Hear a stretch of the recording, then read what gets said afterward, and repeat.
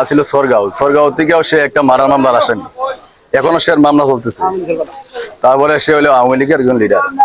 দেখা গেল সে বাজারে সেগাড়ি আসলে এক সময় সব মানুষের খুব অত্যাচার করছে। ওই যে বাইনার মারে চড়াইছে, ওই যে রুসমদালি বোর চড়াইছে। এবার তার এক বাতিজা দুইবার করে ছাগল নির্যাতন করছে। এই বিচারও সঠিকভাবে হয় নাই। আচ্ছা, এর পরবর্তী দেখা গেল এই যে অত্যাচার মানুষের করতেছে, এই একিস্তে ইসমাইল ছেলেটা এই কাউন্সিল ভোটার ছিল উত্তর বর্ধমান ইউনিয়নে। সে একজন ভোটার, সে ভোট দিত জন্য।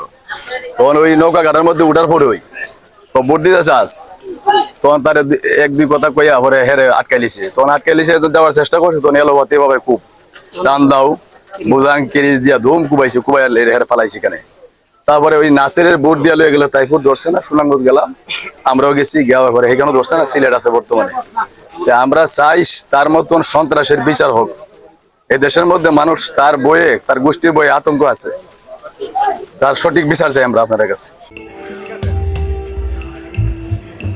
আমার বাড়ি আমতৈল, নবাব মিয়া ছেলে ৩-৪ জন আর নবাব মিয়ার বাতিজা।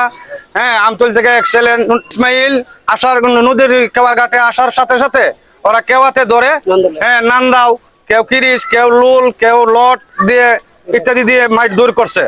হ্যাঁ, এর বিচার আমরা চাই। আপনারা এই প্রশাসন থেকে এই বিচার যেন পাই, শাস্তি চাই। হ্যাঁ, আরেকটি কথা না বললেই নয়, চাই এটা শেষ করতে। কিন্তু তো আপনারা কি কর, আমরা বলছি যে ভাই তুমি আমার ক্লাসমেট, আমার বন্ধু, হ্যাঁ, আমি আমতলীর পক্ষ থেকে আমি একমত, যদি তোমরা শেষ করতে চাও তো শেষ করো।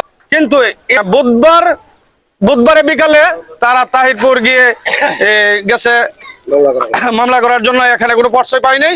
সে কোর্টে গেছে, কোর্টে গিয়ে মামলা, হ্যাঁ, 7 ধারা মামলা আবার আমাদের নামে দিয়েছে। এই হলো বিষয় আর কি। আমরা চূড়ান্ত এই সন্ত্রাস মুক্ত চাই। হ্যাঁ, যাতে নবাব মিয়ার যে অতীতে যা করছে জীবনে যাতে আর না করতে পারে, এই বিচার চাই। সন্ত্রাসী নবাব মিয়ার বিরুদ্ধে, সে বাড়ি ছিল হলহলিয়া চরগাঁও। সে ওইদিকে একটি মার্ডার কইরা হলহলিয়া চরগাঁও গ্রামবাসী তারা এখান থেকে উধাও করে দিছে। আসছে হলহলিয়া আসে, সে একই ঘটনা ঘটাইছে। আবার খালি একটি না ঘটনা, পরপর কয়েকটি ঘটনা ঘটাইছে। আমরা এই সন্ত্রাসী নবাব মিয়ার শাস্তির দাবিতে আজকে আমরা মানববন্ধন করছি। আমরা এই সন্ত্রাসী নবাব মিয়াকে গ্রেপ্তার করে।